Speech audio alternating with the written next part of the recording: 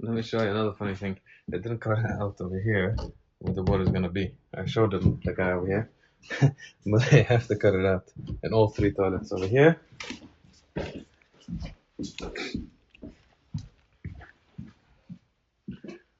Over here.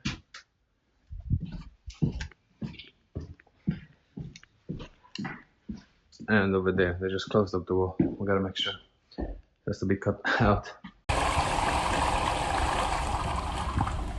Because I totally explained to him doesn't affect the pressure of the water, just because the water is just to fill up the tank, and the tank is the pressure to flush it for. So this is a smaller, this is a big flush. Looks nice.